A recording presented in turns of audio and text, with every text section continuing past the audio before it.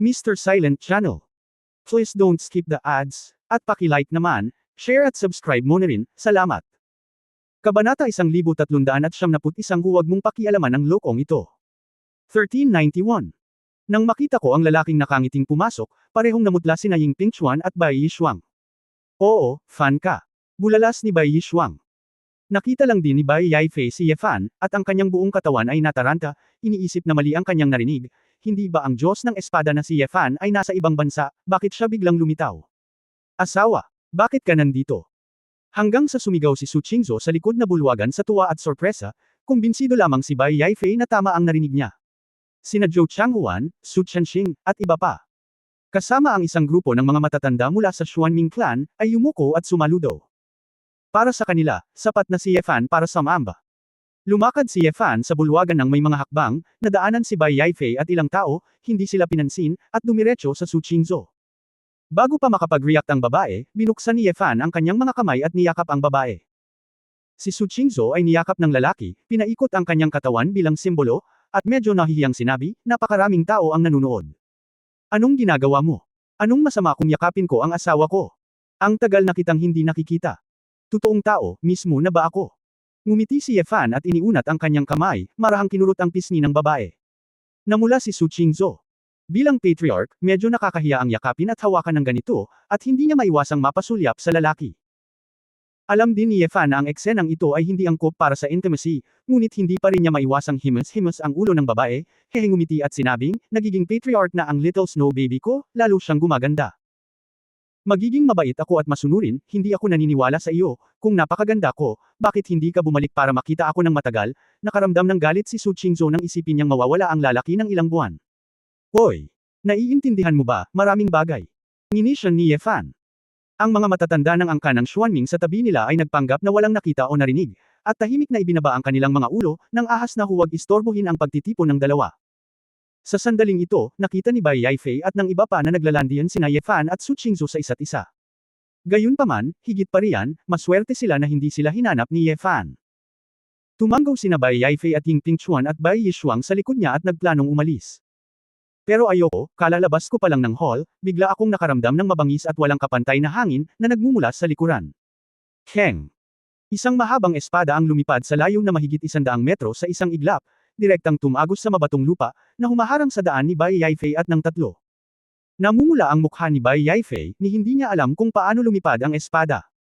Dahan-daang lumingon silang tatlo at nakitang nakatingin sa kanila si Ye Fan na may ngiti sa halip na isang ngiti. Oo, Ye Fan, hehe. Ako si Bai Yishuang, ilang beses na tayong nagkita noon, naalala mo ba? Nagmamadaling sabi ni Bai Yishuang. Hindi nagsalita si Ye Fan, ngunit malamig na tumingin kay Bai Yaifei. 2 beses na kumaibot ang mukha ni Bai Yaifei, at nag-isip siya sandali. Pakiramdam niya ay kinakatawan niya ang White Tiger Clan, at walang dapat ikatakot, kaya malakas niyang sinabi, Ye Fan. Ano ang ibig mong sabihin? Magpakita sa ating Bai Di Clan. Oo. Bahagyang sinabi ni Fan Fan, may pakialam ako sa iyo, ang White Emperor at ang Black Emperor, hindi mo akalain. Kutsain mo ang babaeng ng insulto sa akin Ye Fan, lumaban ka, at walang magawa, umalis ka na lang. Naikuyong ni Bai Yaifei ang kanyang mga kamao at sinabing, nagkaroon lang kami ng diskusyon at hindi sinaktan ang asawa mo. At saka, humingi na ako ng tawad kay Patriarch Su at inamin ko na may kinikilingan ang mga pananaw ko, kaya ano ang gusto mo? Huwag kang mangbuli ng iba. Sobra. The trick you used just now is also called sparring. Hindi naman masakit pero naipagtanggol lang ni Mrs. ang sarili niya. Paghingi naman ng tawad, kung may pakinabang ang ganitong bagay, wala bang makakapagpagalit sa kanila ng 3 araw at 3 gabi muna? At saka perfunctory lang. Pinakawalan ka ng Mrs. ko kasi maganda ang puso niya, hindi ko sinabi, ang dali lang. Ngumisi si Ye Fan. Kung ganoon ano sa tingin mo?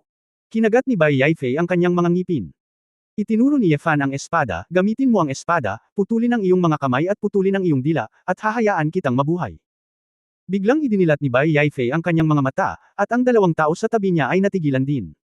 Ye Fan. Huwag kang mayabang. Sa tingin mo ba ikaw ang Diyos ng digmaan?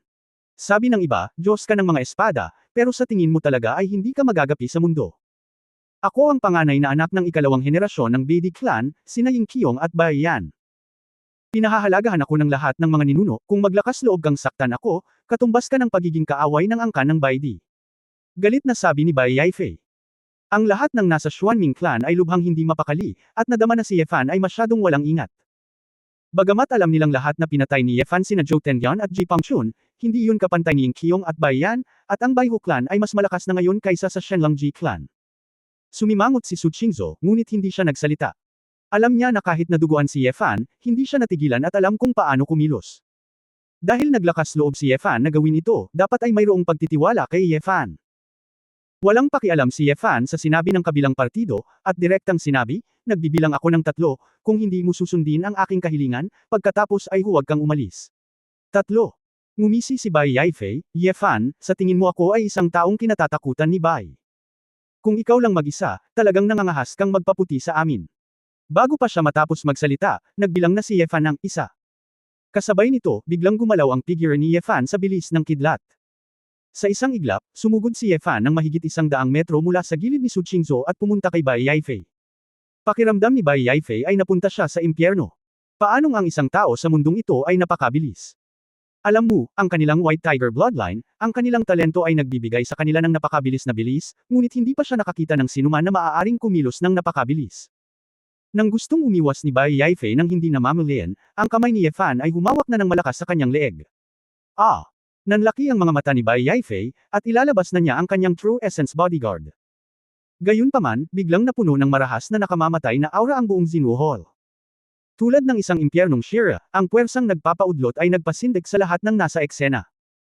Ang tunay na diwa ni Bai Yaifei ay hindi inilabas, at siya ay direktang idiniin ng mapang-ipong puwersang ito hanggang sa punto kung saan ito ay mahirap kumilos. Hinawakan ni Ye Fan ang kanyang leeg gamit ang isang kamay, hinawakan ang kanyang noo gamit ang isa pa, at pinaikot ito. Tanging ang dalawang tunog ng merienda lamang ang narinig, at si Bai Yaifei, ang sinaunang martial artist na puno ng marangal na si Che Xiaocheng, ay parang isang ordinaryong tao, at ang kanyang leeg ay napilipit bago siya nagkaroon ng oras upang tumugon. Tulad ng pagtatapon ng basura, itinapon ni Ye Fan ang bangkay sa labas ng Xinwu Hall, tumingin ng walang pakialam kina Ying Pingchuan at Bai Yishuang, na namumutla na, at sinabing, bumalik ka at sabihin sa mga ninuno mo sa iyong angkan na ako, Ye Fan, ay hindi sa akin. Kahit sinong angkan, ngunit kung maglakas loob silang salakayin ng aking buong babae, sisirain ko ang iyong angkan. Nagkatinginan sina Bai Yishuang at Ying Pingchuan at nagbasa ng mensahe mula sa mga mata ng isa't isa, magmamayabang man siya o hindi, sa madaling salita huwag mong pakialaman ang lokong ito. Mabilis nilang kinuha ang bangkay ni Bai Yaifei at tumakas sa takot, kung gaano kaiya ang likod. At lahat ng nasa Xuanming clan ay natulala, parehong nabigla at natakot. Naramdaman nila na pagkaraan ng napakaraming buwan, si Ye Fan ay tila tumaas sa taas na muling bumantong hininga sa kanila. Ang magagandang mata ni Su Qingzhou ay kumislap ng liwanag, siya ay nag-isip. Gayunpaman, hindi nagtagal pagkatapos alisin ni Ye Fan ang espada sa lupa, nang tumalikod siya at naglakad pabalik, nakangiti na siya. Asawa, hindi mo sasabihin sa akin ang tungkol dito, paano mo biglang napabuti ang iyong cultivation base ng ganoon kalaking halaga? Tanong ni Ye Fan na may labis na interes. Kabanata 1372 ang lihim ng langit. 1372 Su. Saglit na natigilan si Qingzhou, pagkatapos ay may bakas ng kawalan ng kakayahan at kaginhawaan sa kanyang mga mata, umiling siya ng may ngiti, nalaman mo talaga. Madaling itago sa iba, pero hindi madaling itago sa amin ng asawa mo. Tumawa si Ye Fan. At ang iba sa malapit ay medyo nagulat. Talagang kakaiba sila. Bakit mabilis na umunlad ang lakas ni Su Qingzhou? Saglit na nag-alinlangan si Su Qingzhou, pagkatapos ay bumaling kay Zhou Changhuan at sa iba pa at sinabing, umalis kayong lahat. Alam ni na Zhou Changhuan, Su Qianxing at ang iba pa na dapat mayroong ilang sekreto na hindi nila malalaman, kaya magalang silang nagretiro. Sila. Hindi naglakas loob na magreklamo. Pagkatapos ng lahat, bilang patriarch, si Su Qingzhou ang unang patriarch pagkatapos ng pagsasama ng dalawa sa loob ng libu-libong taon. Siguradong may ilang sekreto na si Su Qingzhou lang ang nakakaalam. Pagkababa ng lahat, naglakad si Su Qingzhou sa ibaba ng hagdan. Matapos ay kondensang ang bola ng Xuanming True Essence na tumutusok hanggang buto, itinapon niya ito sa itaas ng Xinwu Hall. Kaagad, sa dakilang bulwagan na ito, libu-libong napakasiksik at siksik na True Yuan forces ang damaloy sa lahat ng dako, sa itaas at ibaba ng malaking bulwagan. Kung ikaw, tingnan mo ito mula sa malayo, tila ang buong Xinwu Hall ay parang integrated circuit, at regular na dumadaloy ang agos sa bawat lugar. Oo. Tumingin si Fan sa kakaibang bulwagan sa isang iglap, na parabang naliwanagan siya, at nagising, ang gusaling ito ay isang porma sayon. Nang mawala ang asul na malamig na ilaw ng Genyuan, bumalik sa normal ang bulwagan. Nakangiting sinabi ni Su Qingzhou, sa tumpak, ang ilang mahahalagang posisyon sa bulwagan na ito ay talagang itinayo gamit ang mga prehistoric na bato. Ang buong Xinwu Hall ay isang malaking formasayon na tinatawag na Xuanling Yuan Gathering Formation. Ang paraan ng pagbuo ay maaaring palakasin ang tunay na kakanyahan ng taong kumokontrol sa pagbuo sa loob ng saklaw na ito. Ayon sa karunungan ng paraan ng pagbuo, ang laki ng paraan ng pagbuo, at ang bilang ng mga bato sa pagbuo, ang antas ng pampalakas ay iba rin. Bagamat mayroon lang akong cultivation base ng Lycan Xiaocheng, ngunit hanggat nasa Xinwu Hall ako, sa pamamagitan ng pagkontrol sa Yuan Array, maaari kong palakasin ang aking True Yuan Force sa antas ng Divine Qi Xiaocheng, direktang binabaliwala ang realm, at hayaang bumalik ang True Yuan Strength. Ilang beses. Oo. Nabalisa ang puso ni Fan, paano nakakatulong ang formation technique. Ang malalim na background ng Xuanming clan ay talagang may paraan. Asawa, paano mo nalaman ang mga sikretong ito at natutong kontrolin ang formasayon na ito? Nagmamadaling tanong ni Fan. Su. Bahagyang napangiti si Qingzhou, ay. Natutunan ko ito mula sa mga banal na kasulatan, tulad ng Styx Formation, na ginamit ni Zhou Tendian at ng iba pa noong araw na iyon, na lahat ay nakatala sa mga banal na kasulatan. Batas. Napasimangot si Fan. Nagbasa ka lang ng libro ni Zhou mula sa langit. Su. Tumanggaw si Qingzhou, nang makitang seryoso ang mukha ni Fan, mabilis niyang ipinaliwanag, asawa, huwag kang magalit, alam kong sa tingin mo ito ay mapanganib, ngunit gusto kong tulungan ka sa lalong madaling panahon, kaya kailangan kong humanap ng higit pang paraan para lumakas. Kung sinabi ko sa iyo noon pa man, tiyak na hindi mo ako papayagan na basahin ang aklat ng langit, ngunit para lumakas sa maikling panahon, kailangan mong makipagsapalaran. Oo. Medyo naiinis talaga si Fan. Pagkatapos ng lahat, ang walang salita na kasulatan ay masyadong misteryoso, at wala siya sa tabi ni Su Qingzhou. Kung may nakikita siyang mali sa kanyang sarili, paano ito? Wala na. Kahit na may dahilan ka para panoorin ito, kailangan mong sabihin sa akin. Paano ka pupunta mag-isa? Masyadong delikado, mahigpit na sabi ni Fan. Well, huwag kang magalit, sasabihin ko sa iyo sa susunod, mahinang sabi ni Su Qingzhou. Oo. Napabuntong hininga si Fan at muling nag-alala nagtanong siya, hindi ka ba nahimete sa pagkakataong ito? Su. Saglit na nag-alinlangan si Qingzhou, kinagat ang ibabang labi, at tumanggo. Yeah. Agad na naunawaan ni Fan ang ibig niyang sabihin, isang pagsabog ng sama ng loob at takot, at sinabing, tama na, nahimete ka pa rin. Alam kong hindi sapat ang iyong lakas upang basahin ang mga banal na kasulatan. Alam mo ba na ito ay biro sa iyong sariling buhay? Ako. Bagamat nawalan ako ng malay, nagising ako pagkatapos magpahinga ng isang gabi sa secret room. Wala nang ibang gagawin, sabi ni Su Qingzhou. Yeah. Hinawakan ni Fan ang mukha ng babae ng may pagkabalisa, pero hindi ito ang paraan, hindi ko masisiguro na one time, masasaktan mo ang utak mo. Mas seryoso, maaaring masaktan ang iyong primordial spirit, pagkatapos ng lahat, iyon ay wala sa iyong kontrol ngayon. Lakas. May bakas ng pagkapahiya kay Su. Ang mga mata ni Qingzhou, alam ko rin na ito ay lubhang mapanganib, ngunit may Doomsday Kingship sa labas, at mayroong isang clan meeting sa Xia Kingdom. If I can't come up with some real materials, I will shock some people, just relying on your husband alone, malaki ang posibilidad na hindi mo masuportahan ang sarili mo. Oo. Naunawaan din ni Fan ang pag-aalala ng babae, hindi niya maiwasang mapangiti, tumingin pabalik sa malayo sa labas ng main hall, at sinabing, ang mga clan guys na ito ay talagang bobo, mayabang, bulok at makasarili. Akala talaga nila kapag umalis ang Diyos ng digmaan, masayang pangyayari ba? Ang mundong ito ay magiging isang grupo ng mga bayani. It's their turn to compete for the Dragon Vein. Kung ang Dharma King of the Doomsday ay nag-aalala pa rin tungkol sa akin, saang round sila iintriga dito, anong klaseng clan meeting? Bagamat matagal nang hindi nakabalik si Fan sa Xia Kingdom, ngunit dahil regular na nagpapadala sa kanya si Su Qingzhou ng ilang mahalagang impormasyon, alam din ni Fan ang tungkol sa clan meeting. Mula sa ang pananaw ni Fan, isang biro na ang mga taong ito ay hindi pinapansin ng mga malalakas na kaaway ng kanluranin at nakikipaglaban sa pugad. Meron. Hindi naman, ang mga araw ng kapayapaan ay matagal nang umiral, at natural, ang ideya ng pag-iisip tungkol sa panganib sa mga panahon ng kapayapaan ay nawala.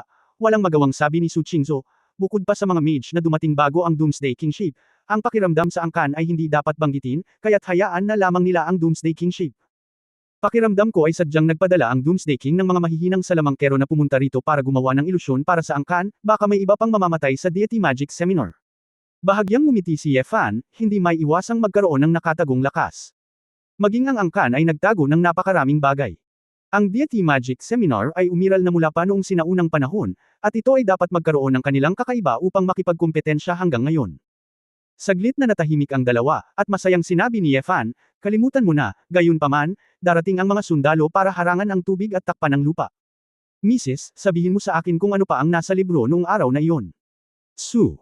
Saglit na nag-isip si Chingzo, at nanghihinayang sinabi, hindi ko talaga nakita ang marami sa nilalaman, ngunit ngayon ay malamang na alam ko na ang dalawang celestial na aklat ay nagtatala ng ganap na magkaibang mga bagay. Ang mga celestial na aklat ng aming pamilyang Su ay pangunahing nagre-record ng mga nilalaman. Ang pamamaraan ng paglilinang ng Xuanming clan, iba't ibang pagsasanay at kasanayan sa pakikipaglaban ay pawang natatanging kasanayan ng ating Xuanming clan. Dagdag pa, may mga nakatagong impormasyon, hindi ko alam kung ano yun, tila ito ay ang lihim na kasaysayan ng aming angkan. Tungkol naman sa aklat ng pamilya Zhou, ito ay tila pangunahing nagtatala ng iba't ibang porma sayon. Ang iba't ibang mga porma sayon ay may iba't ibang mga pag-andar. Kung paano ayusin ang mga ito at kung paano kontrolin ang mga ito ay napakakomplikado. Ang isa pa ay, ang dalawang makalangit na aklat mismo ay tila mga kayamanan. Maaari nila akong payagan na hulaan ang ilang mga bagay, ngunit hindi ko alam kung paano ma-master ang mga ito. Ito.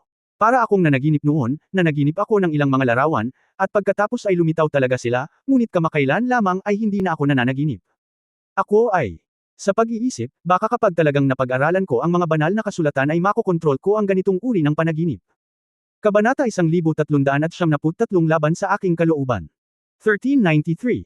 Tiningnan ni Yefan ang hitsura ni Su Qingzhou na may pag-asa, at ngumiti ng mapait, asawa. Alam mo, habang patuloy akong naglilinang at nagsusulong. Ang lakas ko.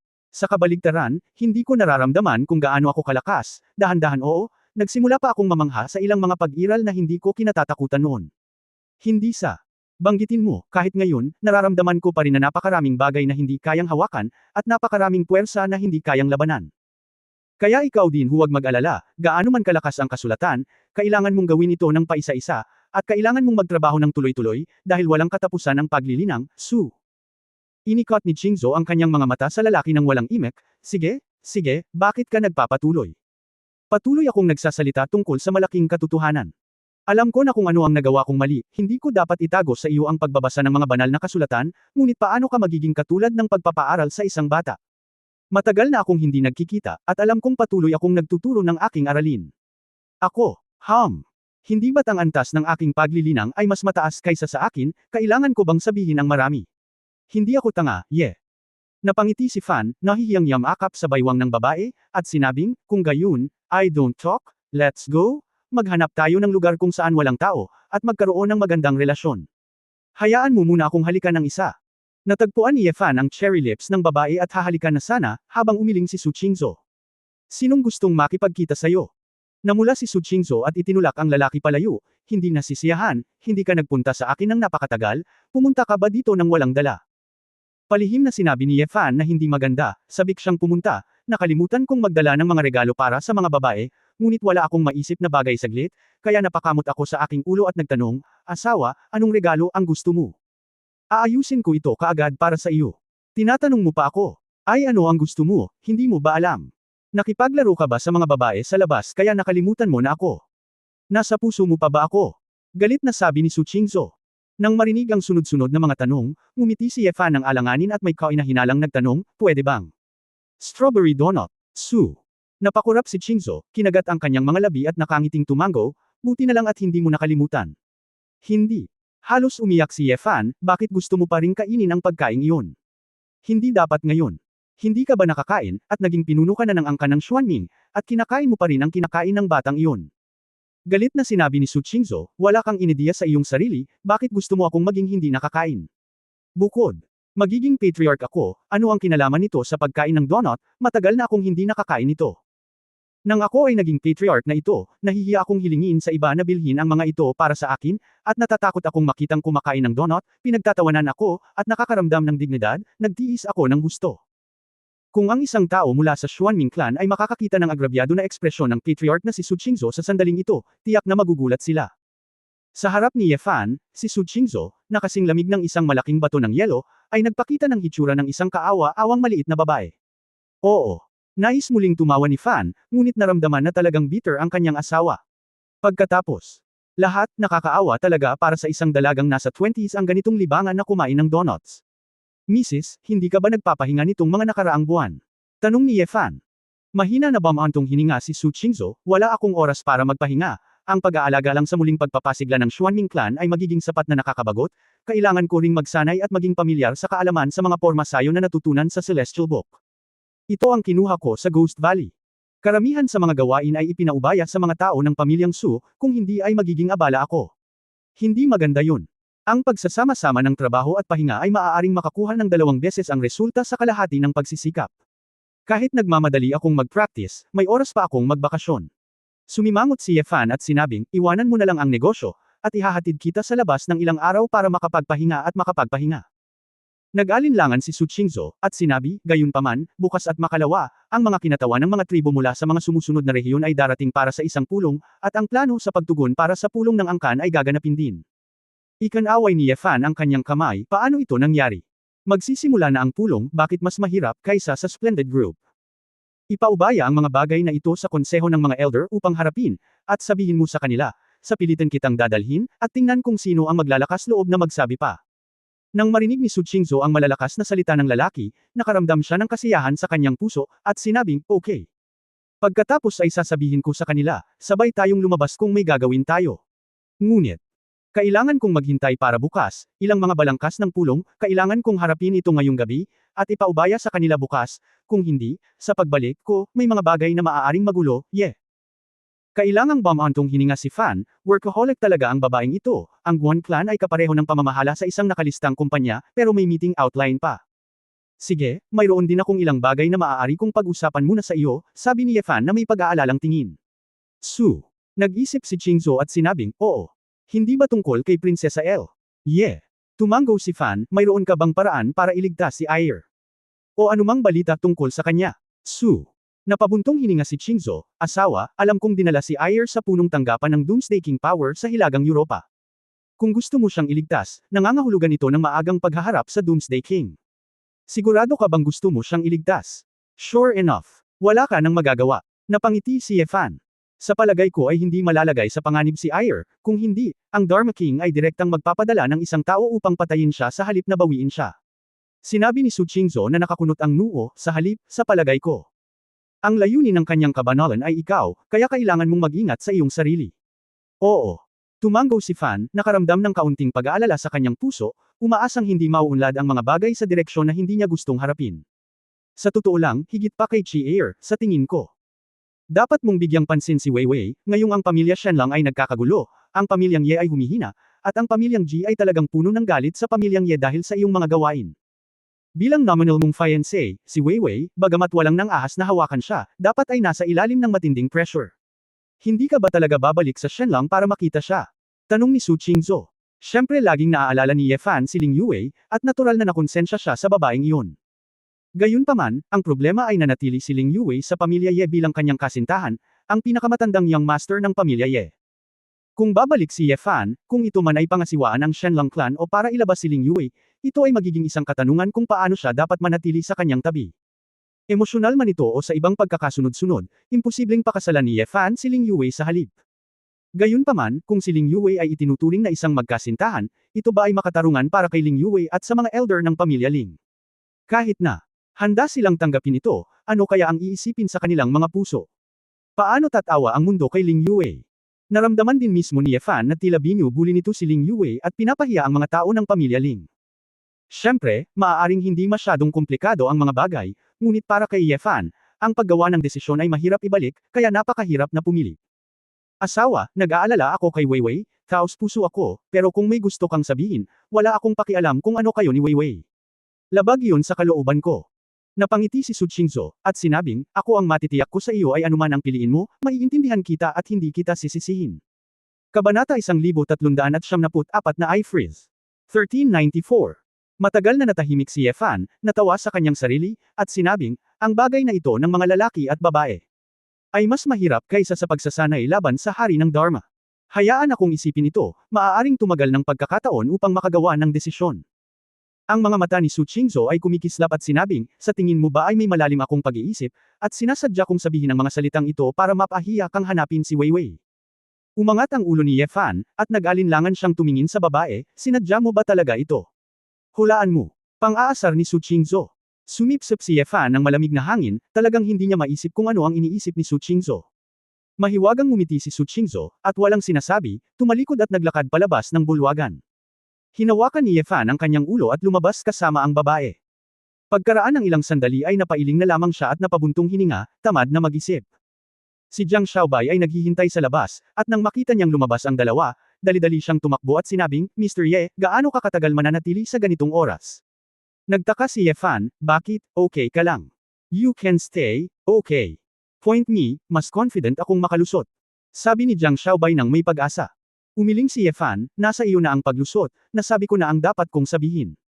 Huwag kang manatili rito, lumabas para maglaro sa mga bundok at tubig, maglakad-lakad, makakatulong ito sa iyo, ikaw, kaunting pananaw. Sinabi ni Jiang Xiaobei na may mapait na mukha nang marinig niya ito, pero wala akong pera. Hindi nakaimik si Ye Fan. Sa unang pagkakataon na nakilala niya ang isang sinaunang martial artist, nag-aalala pa rin siya tungkol sa pera. Maghahanda ako ng bank card para sa iyo, maglagay ng 1,000,000, pumunta ka lang sa cashier para kunin ito, sabi ni Su Qingzhou. 1,000,000. Miss Su, ikaw talaga si Guanyan Bodhisattva. Nako, Diyosa ng kayamanan. Tuwang-tuwa si Jiang Xiaobei nang marinig niya ito, at matapos siyang mabilis na magpasalamat, masayang tumakbo siya palayo. Naninigas ang mukha ni Ye Fan. Kumuha ng 1,000,000 ang taong matabang ito at walang palem na tumakbo palayo. Hindi niya maiwasang mapatingin sa babae, Miss, bakit binibigyan mo siya ng pera? Huwag masyadong mademo, siya pa rin ang nakatatandang kapatid ni Weiwei. Sabi ni Su Qingzhou sabay kindat. Hindi nakaimik si Ye Fan, umiling-iling at bumantong hininga. Akala ko ay magtatrabaho si Su Qingzhou sa pag-aaral, ngunit sa hindi inaasahang pagkakataon, naglakad ang babae papunta sa baybayin ng Xuanming Lake. Asawa, bilasan mo ang trabaho, may biyahe tayo bukas, sabi ni Ye Fan. Huwag kang mag-alala, alam ko kung ano ang nasa isip ko, sabi ni Su Qingzhou, na inabot at iwinagayway ang isang Xuanming True Essence sa lawa.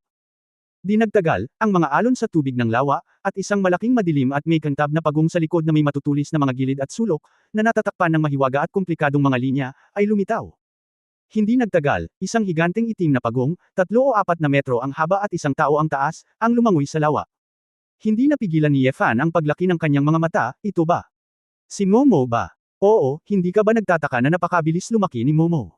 Tumalon si Su Qingzhou sa likod ng pagong, inabot at hinawakan ang malaki, bilog na ulo na may maliwanag na kaliskis, at ang dalawang maliliit na madilim na berdeng mata, na naging madilim. Bagamat malaki na si Momo, mahal na mahal pa rin niya si Su Qingzhou, ang kanyang amo, na may mapanuksong tingin sa kanyang mga mata.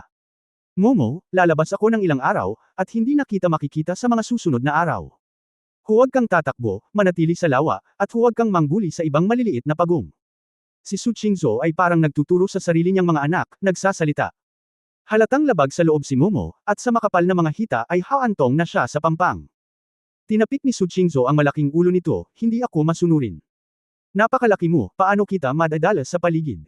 Kailangan mong magsanay ng husto, tulad ng maliit na djinn na iyon, kung maaari kang magpaliit o lumipad, isasama kita. Malayo ka. Galit na bumalik si Momo sa lawa. Asawa, paano naging mabilis itong si Momo? Nagulat na sabi ni Ye Fan, binigyan mo ba ito ng maraming pampalusog na halamang gamot? Sinabi ni Su Qingzhou, hindi ako kumain ng marami, bibigyan ko ito ng 1 linggo. Kumain ng isa, pagkatapos ay hayaan itong lumipat sa lawa, pakainin ito ng maraming isda at hipon, at ang resulta ay lalago ng mas mabilis at mas mabilis. Matapos marinig ito, nag-alinlangan si Ye Fan, at kinuha ang kalahati ng Yang Shenji mula sa bag na dala niya.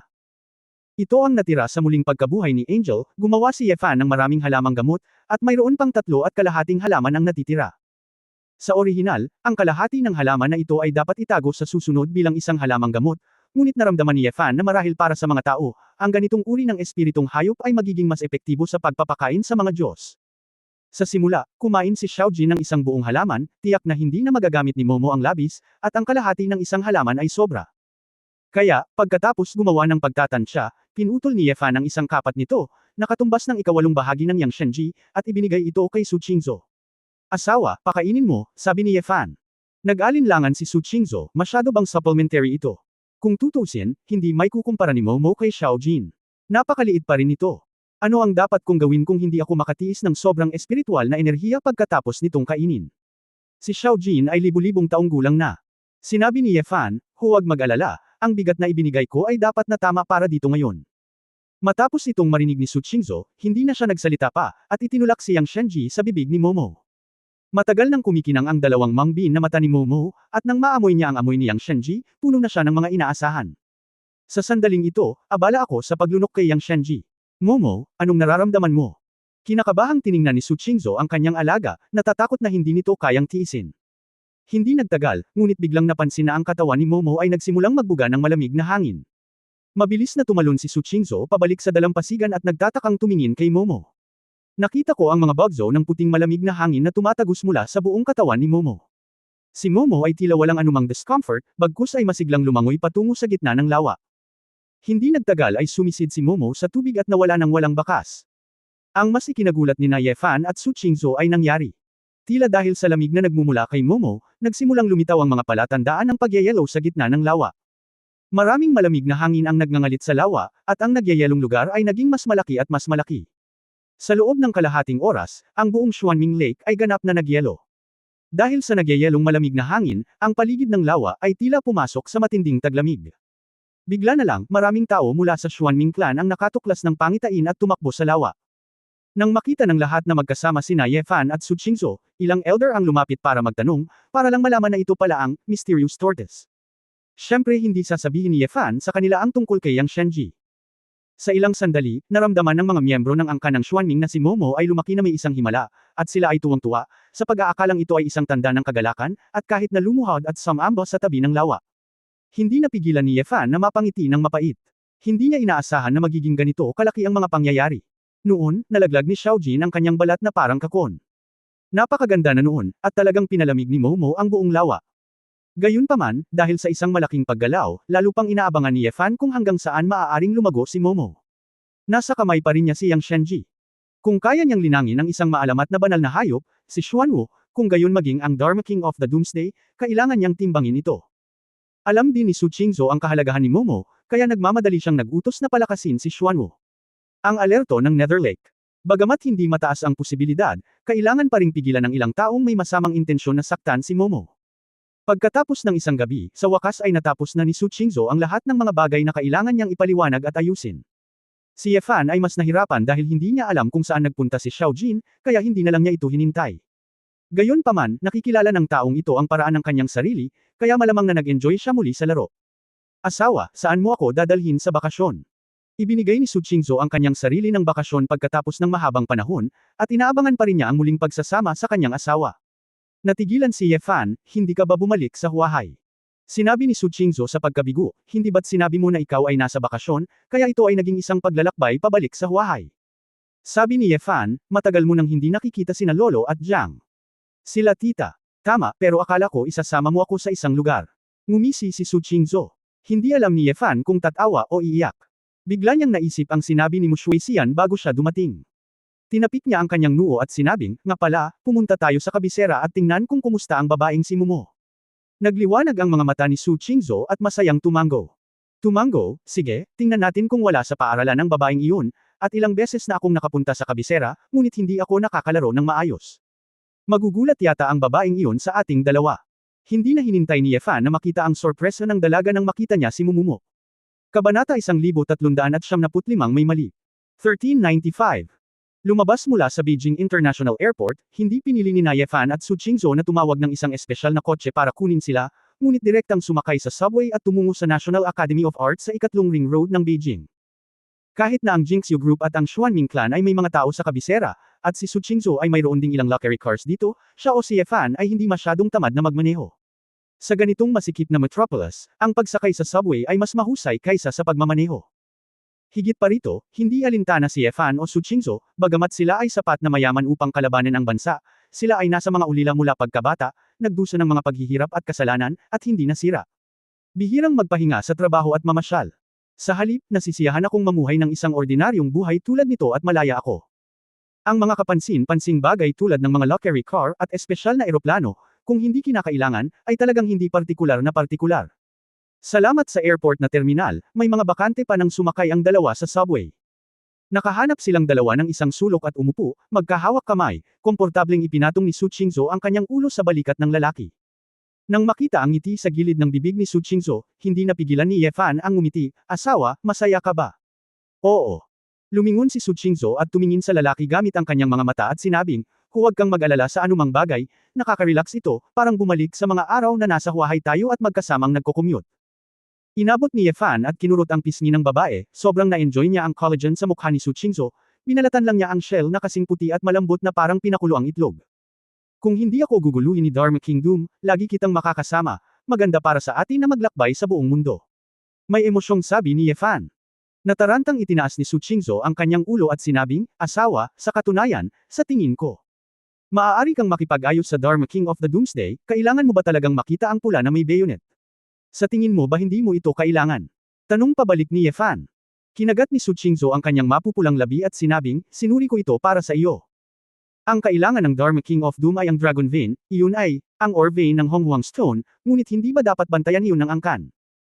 Hindi ka nababalik sa angkan, at hindi ka kabilang sa alinmang bansa, kaya ipinangako mo lamang na hindi ka makikipag-away sa Dharma King ng araw ng paghuhukom, at hayaan siyang maging komportable at matapang na makipaglaban sa angkan para sa isang buhay at kamatayang laban. Anyway, hindi namin partikular na gusto ang anumang mga prehistoric na bato, hanggat hindi kami abalahin ng mga ito at hayaan kaming mamuhay ng masaya ng magkasama. Para sa Dharma King, ang mga salamangkero na pinatay mo ay walang gaanong epekto sa kanya. Matapos marinig ito ni Ye Fan, ibinaba niya ang kanyang ulo at ngumiti, asawa. Masyadong simple at napaka-idealistic ang iniisip mo. Bakit? Sumimangot si Su Qingzhou, sa palagay mo ba ay hindi maniniwala ang kanyang kabanalan na talagang wala kang pakialam sa kaligtasan ng angkan?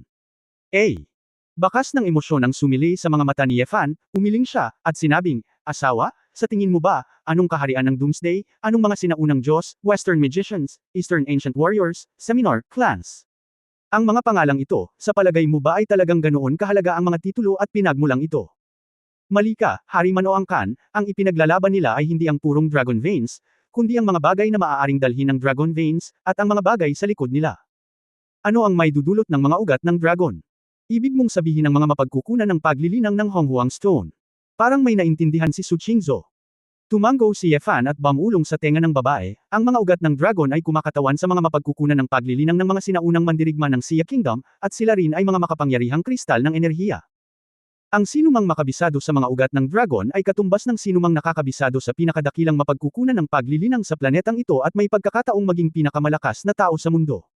Sa palagay mo ba ang mga ninuno ng angkan na ito ay talagang para sa pangmatagalang pag-unlad ng buong angkan? Para sa mga susunod na henerasyon. Pagkatapos ng lahat, alam nila na ang isang tao ay hindi maaaring sakupin ng mga ugat ng dragon, at mahirap suportahan ang isang puno. Kailangan nila ng malaking grupo ng mga tao para tulungan silang ipaglaban ito. Kung hindi, paano nila madaling maibabahagi ang mga mapagkukunan ng mga ugat ng dragon sa iba? Ang pinakadirektang halimbawa, hindi ba ang martial god nakakaalis lang? Ang martial god ay kayang suportahan ng Shenlong clan ng mag-isa, hindi lamang pinipigilan ang sarili niyang clan, kundi pati ang mga clan sa mundo ay hindi maglakas loob na itaas ang kanilang mga ulo. Dahil dito, nangingibabaw ang martial god sa mga ugat ng dragon at kinokontrol ang swerte ng mundo. Itapon ang lakas ng iba ng palayo. Ngayong wala na ang martial god, maraming tao ang mag-iisip na malaki ang posibilidad na pumasok siya sa mas mataas na eroplano, may mas malakas na lakas, at may mas mahabang buhay.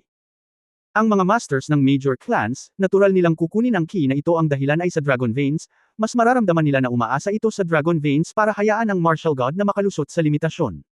Kailan? Narinig ito ni Su Qingzhou, kumislap ang kanyang mga mata, at napagtanto niya na talagang nakikipagkompetensya siya para sa mga ugat ng dragon, at madaling mag-isip. Nagpatuloy si Ye Fan, ano sa palagay mo? Sa palagay ng Xia clan, paano ang Dharma King Doomsday? Siyempre, mararamdaman din niya na ang mga ugat ng dragon ay hindi pangkaraniwan. Ang mga ugat ng dragon ay hindi kumakatawan sa kasaganaan ng isang angkan, ni ang kasaganaan ng paghahari ng Doomsday. Ito ay kumakatawan kung ang isang malakas na tao ay maaaring lumampas sa limitasyon at maging ang Panginoon ng mundong ito, isang hakbang na mas malapit sa immortalidad. Napangiti si Ye Fan. Asawa, gusto mong makipag-ayos ako sa hari ng araw ng paghuhukom, hayaan mong sabihin ko sa kanya, Hari ng Dharma, ibinibigay ko ang pagkakataong maging pinakamalakas at ang pagkakataong ituloy ang kawalang kamatayan, dahil gusto kong mamuhay ng karaniwan at masayang buhay, ang asawa at mga anak ay nasa ulo ng kang, mangyaring palayain ako. Ang bobo kong asawa, sa tingin mo ba maniniwala ang Haring Dharma? Kapag ang dalawang leon ay nakakita ng isang piraso ng karne, magkakaroon ba talaga ng isang leon? Ito ba ay mapagkumbaba na iiwasan ito? Kahit maliit pa ang leon, maiiwasan ba ito kapag lumaki na? Ilang tao sa mundo ang pipiliin na maging mga karaniwang tao kaysa sa hari? Hindi banggitin ang immortalidad, ang pinuno ng mundo. I'm only in my 20s, at pwede ko na siyang takutin. Sa palagay mo ba ay papayagan ng hari ng Doom ang ganitong abnormal na pag-iral tulad ko? Ako man o sino man, hanggat may kakayahan siyang makipagkompetensya sa hari ng Dharma para sa ugat ng dragon, hindi siya papayag na umiral ang gayong tao. Kahit na talagang punitin ko ang mukha ko sa clan at malagay sa gulo, mararamdaman ng Dharma King of Doom na kaya kong mag-isa, at hindi ko kailangan ng background ng clan. Sa kabuuan, hindi kapag ang mga bayani ay bumubuo ng momentum, ngunit kapag ang mga panahon ay gumagawa ng mga bayani. Hindi tayo mga bayani, ngunit dapat tayong umangkop sa sitwasyong ito. Darating ang mga pagbabago, maaga o huli. Tumango si Su Qingzhou ng may pag-unawa, asawa. Tama ka, masyado akong simple sa tingin ko, baka mahina pa ang lakas ko, hindi ko talaga inaasahan. Ang mga dragon veins ay kumakatawan sa pangangibabaw at buhay na walang hanggan. Hey, para sa hari ng Dharma, kung mamamatay ako ay talagang magaan ang pakiramdam niya, kung hindi, walang silbi ang pag-usapan ng anumang bagay, napailing si Ye Fan. Kanyang ulo. Labanan ang tukso ni Long Mai. Kung may pagkakataon, syempre gusto niyang malaman kung anong uri ng pag-iral ang Long Mai. Okay, huwag na nating banggitin ang mga bagay na ito, at sa wakas ay lumabas na tayo para maglaro, bakit natin pinag-uusapan ang mahirap na bagay na iyon? Kinawayan ni Ye Fan ang kanyang kamay at sinabi. Ngumiti si Su Qingzhou at hindi na nagtanong pa, at patuloy na sumandal sa balikat ng lalaki. Ngunit pagkatapos ng ilang paghinto, medyo hindi komportable si Su Qingzhou, at may napansin din si Ye Fan sa subway. Hindi tama. Kabanata 1396. 1396. Dahil parami ng parami ang mga tao sa subway, nalaman ng dalawa na ang mga pasahero sa paligid ay pinakanak ang nakatingin kay Su Qingzhou, at may ilang tao pa nga na nakatingin ng diretsyo dito, na parang nanunood sila ng isang espesyal na bagay. Bagamat ang hitsura at ugali ni Su Qingzhou ay madaling makaakit ng atensyon sa karamihan, sa pagkakataong ito ay tila kapansin-pansin ito. Maingat na tiningnan ni Ye Fan ang damit ng babae, at hindi maiwasang mapangiti, Miss, mukhang dapat kang magpalit ng damit bago lumabas. Noon lang napagtanto ni Su Qingzhou na suot niya ang mga gawan ng mga nangungunang designer. Hindi man niya ipakita ang kanyang tatak, kitang-kita pa rin niya ang kakisigan at kagandahan mula sa kanyang disenyo ng pananamit. Bilang patriarch ng Xuanming clan, kinailangan ni Su Qingzhou na magmukhang mas marangal, kaya hindi siya makapagbihis ng masyadong casual. Kakaiba ang pakiramdam na lumabas para sumakay sa subway ngayon. Para itong isang prinsesa ng hari, nakasuot ng mga costume para isiksik ang subway sa mga ordinaryong tao, at kakaiba ang hindi matitigan. Kung gayon, ano ang dapat kong gawin? Medyo kakaiba na makita si Mumu ng ganito. Si Su Qingzhou mismo ay nag-isip na ito ay katawa-tawa. Matagal na siyang hindi lumalabas, at nakasanayan na niyang magsuot ng magarang damit. Punta tayo sa mall mamaya, magpalit ng damit, maghanap ng hotel na magliligpit ng mga gamit, at pagkatapos ay pumunta sa Mumo, sabi ni Ye Fan. Masayang tumango si Su Qingzhou nang marinig niya ang tungkol sa pagbili ng mga damit. Lumabas ang dalawa sa subway station, at nagkataong may malapit na shopping mall. Pagkatapos ng maikling paglalakad sa paligid ng mall, nang siya ay lumabas, si Su Qingzhou ay nagsuot ng intelektual at artistikong plaid shirt, ipinarace ito sa maong, at ibinaba ang kanyang asol na seda. Parang biglaan, mula sa isang marangal at marangal na malakas na babae, sa isang maganda at magandang bulaklak sa unibersidad. Paglabas niya ng mall, maraming dumaraan ang nakatingin sa kanya, karamihan sa kanila ay hula kung saang school galing ito, mas maganda siya kaysa sa mga bida sa pelikula. Asawa, okay lang bang magbihis ng ganito? Kinakabahang tanong ni Su Qingzhou sa lalaki, na hindi nagsusuot ng ganoong casual na damit sa mahabang panahon. Hindi mapigilan ni Ye Fan na magbiro, asawa, ang pagsusuot ng ganitong paraan ay nagpapababa sa iyo ng ilang taon. Anong ibig mong sabihin? Matanda na ba ako dati? Binigyan siya ni Su Qingzhou ng puting tingin. Tumawa si Ye Fan, hinawakan ang kanyang kamay at sinabing, biro lang, ngayong high school student na ako, ituturing akong tiyuhin sa tabi mo. Ang sanggit mo, hindi ako naniniwala sa mga sinasabi mo ngayon. Ang bibig ni Su Qingzhou ay medyo nakakainsulto, ngunit ang kanyang mga mata ay napakasaya. Pagkatapos makahanap ng hotel ang dalawa, niligpit na nila ang mga gamit nila. Medyo kakaiba ang naramdaman ni Ye Fan nang makita niya ang malaking kama sa silid. Mukhang matagal na siyang hindi natulog kay Su Qingzhou. Kung saan, pagkatapos ng isang taon at kalahating pagsasama, ang mga araw na ang mag-asawa ay nasa iisang silid ay talagang kakaunti at malayo. Si Su Qingzhou ay lumabas ng banyo at nalaman na ang lalaki ay nakatitig sa kama, may naisip siya sa isang iglap, at ang kanyang mukha ay namula. Asawa, pupunta ba tayo ngayon? Tanong ni Su Qingzhou. Umupo si Ye Fan sa kama at sinenyasan ng babae, halika dito, maupo ka sa kondongan ko at hayaan mo akong yakapin. Si Su Qingzhou ay masunurang lumakad, umupo sa kondongan ng lalaki, at marahang iniyakap ang kanyang mga braso sa leeg ni Ye Fan. Iniyakap ni Ye Fan ang kanyang mga braso sa baywang ng babae gamit ang isang kamay at kinurot ang kanyang jeans gamit ang isa pa. Sa pagitan ng kanyang ilong at bibig, naaamoy niya ang kakaibang halimuyak ng katawan ni Su Qingzhou. Tiningnan niya ng malapitan ang profile ng babae, ang maselang at maputi na balat, nang walang kaunting kapintasan, ang mga tampok ng mukha ay katangi tangi tulad ng isang hibiscus na umuusbong mula sa tubig, ganap na natural. Hindi napigilan ni Ye Fan na huminga ng mas mabilis, at umakyat gamit ang isang kamay, hawak ang likod ng ulo ni Su Qingzhou. May napansin si Su Qingzhou, at tahimik na ipinikit ang kanyang magagandang mata, nanginginig ang kanyang mga pilikmata, at medyo kinakabahan siya. Dahan-dahan, naghalikan silang dalawa, at paminsan-minsan ay may humihingal na ungol ng isang babae sa silid. Sa loob ng humigit kumulang 10 minuto, binitawan ni Yefan ang babae, huminga ng malalim, at ngumiti ng mapait, "Tara na, umalis na tayo. Lumabas ka." Namula ang mukha ni Su Qingzhou, na may bakas ng kawalan at kaba sa kanyang puso, at sinabing, "Asawa. Sa katunayan, kung gusto mo talaga, wala akong pakialam. Hindi man tayo pinapayagan ng klan na mag-asawa ng ganito, dahil lahat tayo ay umabot na hanggang dito. Huwag mo silang pakialaman. Wala akong pakialam sa mga lumang tuntunin ng angkan. Ngunit dapat kong tiisin ito. Ang iyong Yuan Yin ay mas kapaki-pakinabang para sa iyong paglilinang. Kung tutusin, karamihan sa mga ehersisyo ni Xuanming ay lubhang yin. Si Yefan mismo ay nadama na ang kanyang pagtitiis ay masyadong malakas. Sinabi sa kanya ng magandang asawa na may magagawa siya anumang oras, ngunit talagang nagpigil siya. Napakagaling. Inikot ni Su Qingzhou ang kanyang katawan ng hindi komportable, at sinabing, "Pero, hindi ba masama ang pakiramdam mo, matagal mo na akong hawak-hawak?" Napalunok si Yefan, maingat na sinusubukang magsalita sa tainga ni Su Qingzhou. Pagkatapos ng dalawang pangungusap, hindi nagtagal, ang magandang mukha ni Su Qingzhou ay namula, at ang kanyang malalaking mata na puno ng tubig ay tumitig kay Yefan, "Ikaw ba ay isang pervert? Pervert din ba ito? Hindi ba normal na pakikipag-ugnayan ito? Kung ayaw mo, kalimutan mo na, babanggitin ko na lang. Kung ayaw mo, sige na." Hindi inaasahan ni Yefan na papayag ang babae. Pagkatapos ng lahat, tila hindi makatutuhanang hilingin kay Su Qingzhou na gawin ang ganoong uri ng bagay. Sa hindi inaasahang pagkakataon, nag-alinlangan si Su Qingzhou saglit, at mahinang sinabi, "Susubukan ko ito." Naramdaman ni Yefan ang pagpintig ng kanyang buong katawan, na para bang nataman siya ng adrenaline, at ang kanyang dila ay buhol-buhol, "Totoo. Totoo at mali. Ano?" Sandaling hindi nakaimik si Su Qingzhou, pagkatapos ay bumangon at sinabing, "Bakit ka nagsisinungaling sa akin, ngunit hugasan mo ito, natatakot akong mabango ito."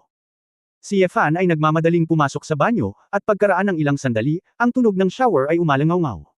Nang lumabas si Yefan, matagal nang nawala ang pantalon. Si Yefan ay diretsyong nahiga sa kama, nakatingin kay Su Qingzhou ng may pag-asa. Nagdesisyon din si Su Qingzhou, ang kanyang puso ay tumitibok na parang USA, hindi niya akalain na gagawin niya ang ganoong bagay para sa isang lalaki. Ngunit maaaring ito ang kapangyarihan ng pag-ibig. Pakiramdam niya ngayon ay hindi ganoon kahirap tanggapin, basta masaya ang lalaki. Umakyat si Su Qingzhou sa kama, nag-alinlangan, ngunit itinaas ang kubrekama at tinakpan ang kanyang sarili at ang ibabang bahagi ng katawan ni Yefan sa ilalim ng kubrekama. Pagkatapos, she was still very shy at ayaw makita ng mga lalaki, kung ano ang itsura niya sa mga oras na ito. Maiintindihan din ni Yefan na siya ay lubos na nasisiyahan na si Su Qingzhou ay makapaglingkod sa kanya, at siya ay mabilis na nahuhulog sa isang pakiramdam ng kasiyahan. Komportableng ipinikit ni Yefan ang kanyang mga mata. Bago ko namalayan, kalahating oras na ang lumipas.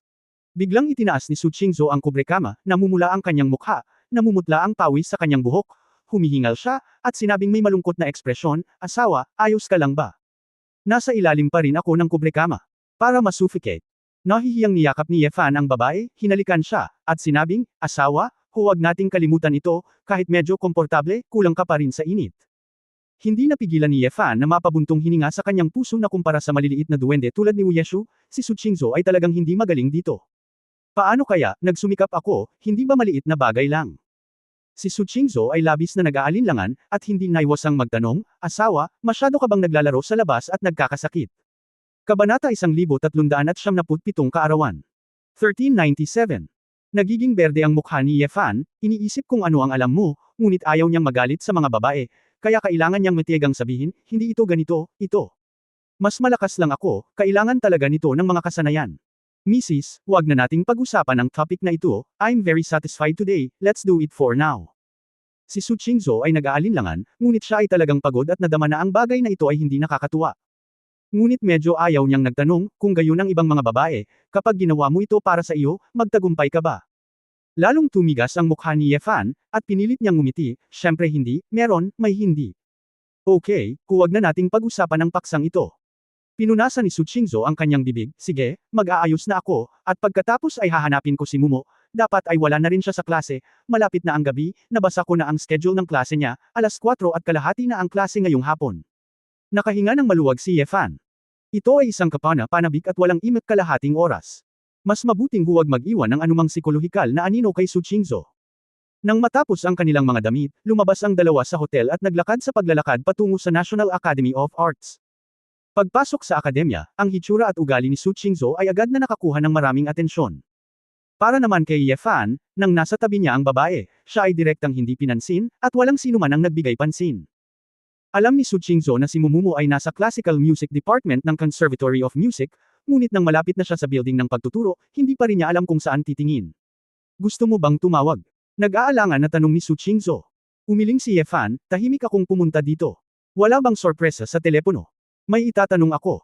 Nang makitang dumaan ang dalawang batang babae na may mga violin, lumapit si Yefan at magiliw na nagtanong, "Dalawang dilag, may kilala ka bang estudyante na nagngangalang Mumumo?" Sa hindi sinasadya, isa sa kanila ang agad na nag-take for granted, paanong hindi mo malalaman? Sino ba naman ang hindi nakakakilala sa buong school ng Muda? Masyadong mababang antas para sa iyo upang i-cover ang kanyang mga balita tulad nito. Hindi ba dapat mas sincere ka sa paghabol sa mga babae? Pupunta ka ba nang hindi sinusuri ang impormasyon sa iyong sarili? Ikaw fan. Hindi napigil ang tumawa at umiyak. Naging koronel pa ang babaeng iyon. Bagamat siya ay may figure at mukha, siya ba ay isang batang babae sa paaralan pagdating niya sa kabisera? Dahil ba sa sobrang taas ng kanyang paningin, o kakaunti lang ang mga kagandahan dito? Parang, mukhang maraming tao ang pumupunta sa paaralan para magtanong tungkol kay Mumumu at gustong ituloy siya, sikat na sikat ang babaeng ito. Nagkamali ka, ako ang kanyang bayaw, pinuntahan ko siya lalo na, at hindi ko mahanap ang lugar kung saan siya pupunta sa klase. Tumawa si Yefan. Ang dalawang batang babae ang natigilan sandali, at pagkatapos ay nakita nila si Su Qingzhou sa likod ni Yefan, at hindi nila maiwasang magmukhang nagulat. Kaya ganyan talaga. Hindi nakakapagtakang si Mumumu ay napakaganda, ang mga kapatid na jeans ay talagang kamangha-mangha. Isang batang babae ang ngumiti ng paumanhin, at sinabing, ang gusali ng pagtuturo sa kanyang silangan ay dapat na malapit ng matapos, dapat kang pumunta doon. Nagpasalamat si Yefan kay Su Qingzhou at naglakad papunta sa kabilang gusali kasama si Su Qingzhou. Sa labas ng building ng pagtuturo. Kakatapos lang yata ng klase, ang daming estudyanteng lumalabas na nag-iingay kung saan-saan. Asawa, sa napakaraming tao, aalis na ba si Mumu? Nakasimangot si Su Qingzhou. Napabuntong hininga si Yefan, pakiramdam natin. Bagamat hindi gaanong nag-e-ensayo si Mumu, dapat ay maramdaman niya ang kanyang hininga. Kaagad na sinubukang imbestigahan ng dalawa, ngunit talagang natagpuan nila ito. Sa parehong oras, natuklasan din ni Yefan na mayroon pa ring ilang mga sinaunang mandirigma sa paaralang ito. Bagaman, lahat sila ay napakahina ng mga sinaunang mandirigma, sila ay umiiral. Tila ang kabisera ay ang Xia Kingdom. Sa gitna ng kapangyarihan, maraming mga sinaunang martial arts sects at aristokratikong pamilya ang may mga anak dito, at ang mga sinaunang martial artist ay dapat magtago ng maraming. Kahit papaano noong sila ay nasa Huahay, mahirap para kay Yefan na makatagpo ng mga sinaunang martial artist na nagpapakita ng agwat sa pagitan ng dalawang lungsod. Gayunpaman, si Yefan ay hindi interesadong bigyang pansin ito, at siya at si Su Qingzhou ay mabilis na naglakad patungo sa posisyon ni Mumumo. Sa ilalim ng puno ng ginkgo, ang batang babae na may dalang Fendi na maliit na devil bag na may nakapusod, casual na sportswear, at puting sneaker ay si Mumumo, na matagal nang hindi nakikita. Bagamat maraming magagandang babae sa mga kolehiyo ng sining, namumukod-tangi pa rin si Mumumu sa mga taong ito, at ang pagkakaiba ay makikita sa isang sulyap. Kasama niya, may dalawa pang babae na may magandang hitsura, mas makapal ang makeup at mas maiksi ang tangkad, na parang mga kaklase niya.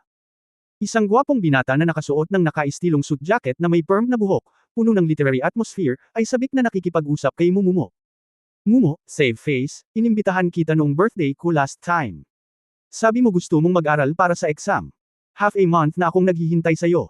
Tapos na ang exam na ito. Dapat may oras. Ito ay sabik at taos puso. Mukhang walang magawa si Mumumo, at nahihiyang sinabi, Hanzi, bakit mo ako hinihintay? Hindi ako papayagan ng tatay ko na pumunta sa nightclub. Alam niyang papagalitan niya ako, pero nakakainis. Mumo, ito ay hindi isang maliit na nightclub, ito ay isang Blue Diamond KTV, kung saan ang aking pinsan ay nagmamay-ari ng isang steak, at mayroong ilang malalaking KTV sa hilaga ng lungsod, isang seryosong lugar. Medyo proud si Hanzi. Wow, Blue Diamond. Yan ba ang local KTV na may minimum na konsumo na 5,000? Diyos ko, shareholder ang kapatid mo doon. Bulalas ng isang babaeng katabi niya. Walang imak na tiningnan ni Mumumo ang kanyang mga kaklase, Wenwen, gusto mo bang matuwa ng labis? Hindi ba mas mahal ang KTV? Nagpout si Wenwen na iyon, hinawakan ang braso ni Mumumo, at nanginginig na sinabing, Mumo, alam mo ba? Narinig ko na marami sa pinakamayayamang young master sa kabisera ang gustong pumunta doon para kumanta. Ang mga kagamitan sa mga kahon na iyon ay daan-daang libo. Super professional. Mukhang proud si Hanzi.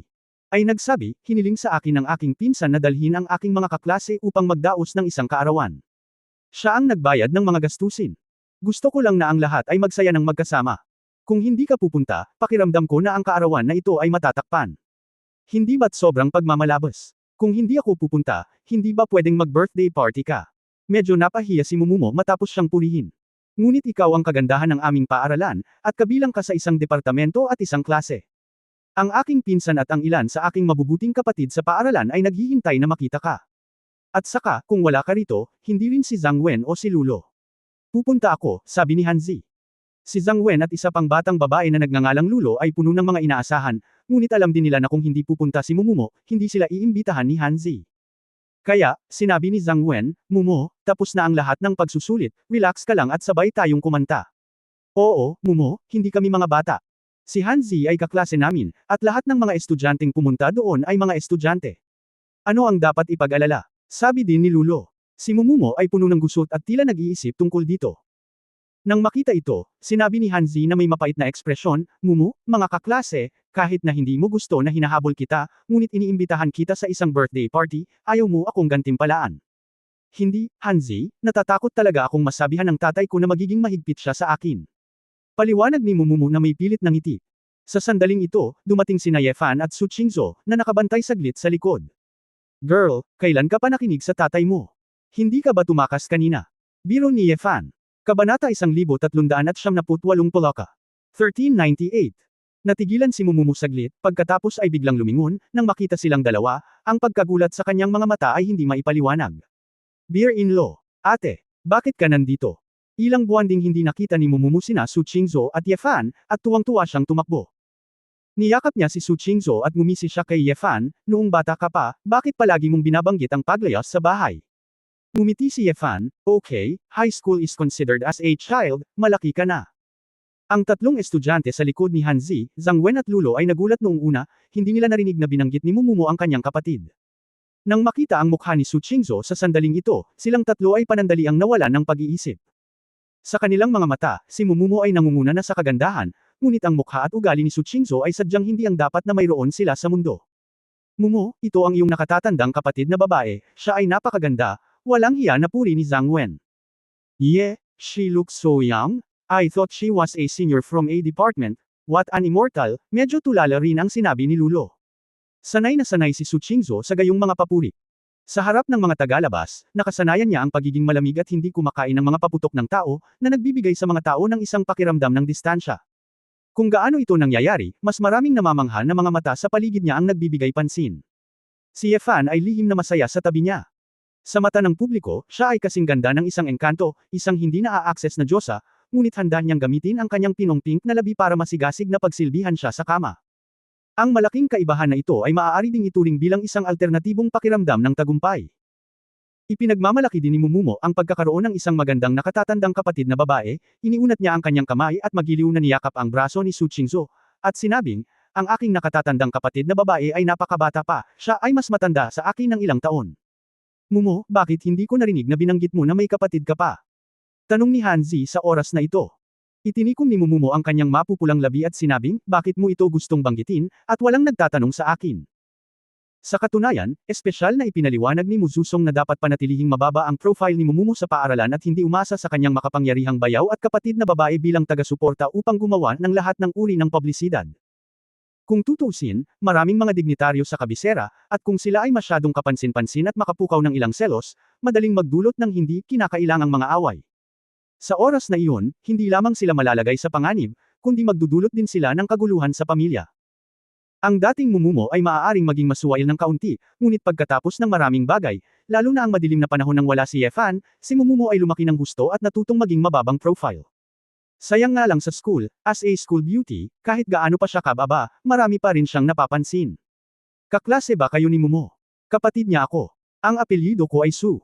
Magaling pa ba ang kapatid ko sa paaralan? Bahagyang ngumiti si Su Qingzhou at binati ang ilang estudyante. Magiliw na sinabi ni Momomo, ate. Matanda na ako, bakit mo ako tinatanong kung magaling ako? Si Hanzi at silang tatlo ay agad na natama ng ngiti, at ang kanilang mga ekspresyon ay medyo masikip. Oo, Zhang Wen ang pangalan ko, siya si Zhao Lulo. Siya si Hanzi, magkaklase kami, at dahil nagsama-sama ang grupo ng seminar, naging matalik kaming magkaibigan. Curious na tanong ni Zhao Lulo, Sister Momo, bakit Su ang apelyido mo? Pinsan mo ba? Oh, dahil kinuha ni Momo ang apelyido ng kanyang lola, sabi ni Su Qingzhou.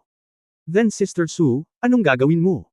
Kung gagawa ka ng pelikula, siguradong magiging superstar ka. Nagchichismis na naman si Zhang Wen. Hinarang ni Mumumo ang kanyang daan, hoy, bakit ang dami mong tanong? Paano magiging bituin ang kapatid ko, masyadong mababa?